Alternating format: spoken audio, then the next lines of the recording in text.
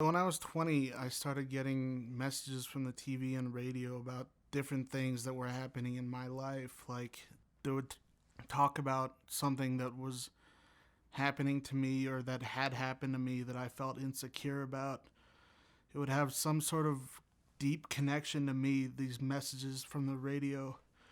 And I started noticing that it was telling me things like I should go somewhere, or I should do something. I knew that these messages were a sign that I was somebody extremely important, because why else would they be broadcasting to me personally? So I knew I had to go on this mission to save the world, or do some great thing, you know.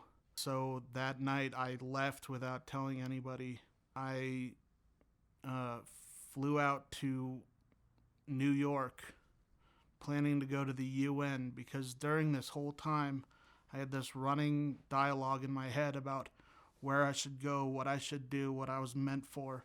And it seemed pretty clear that I would have to get on the world stage, the United Nations stage, instead of the US.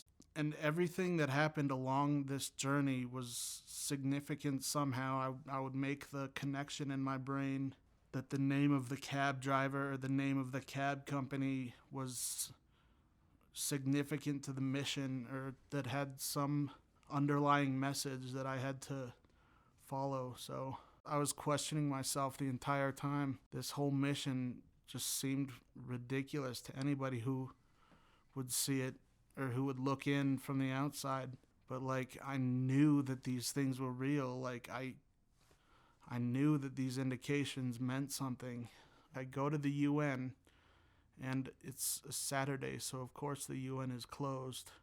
And so I'm just walking around New York aimlessly, trying to find a place where I can sleep or just find the next clue that will lead me to where I have to be. I was following these colors and following these signs and trying to find out like what was going on. Finally, I said, screw it, I don't want to deal with this stuff anymore.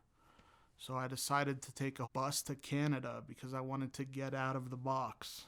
So I went to the train station and I looked on the destination board, and there was a destination called Woods Hole, Massachusetts. And I thought that was a pretty clear indication that that was a hole through the woods to Canada. So I'm just walking on these back roads, and I'm just tired and exasperated, and I just want out. So I stick my thumb out, and of course most people pass, but then this lady stops, and we started to talk about where I had been and like what I had been doing.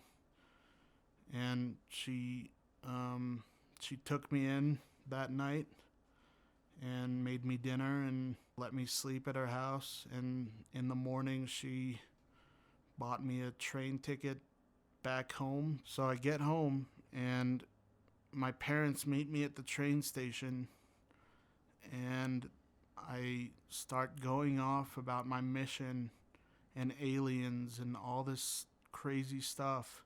And they look at each other and they're like, this is not good. And so they take me to the hospital, to the emergency room.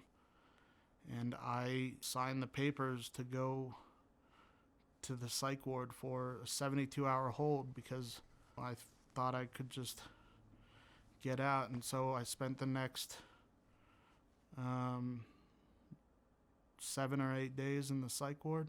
There was some videos at the hospital that sort of explained what schizophrenia and bipolar were.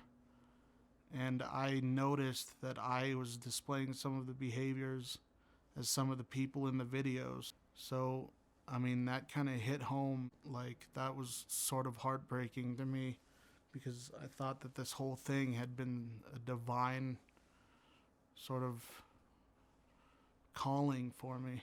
There were some tough conversations and some arguing and some crying in the hospital. I think that's when we really first talked about what was happening.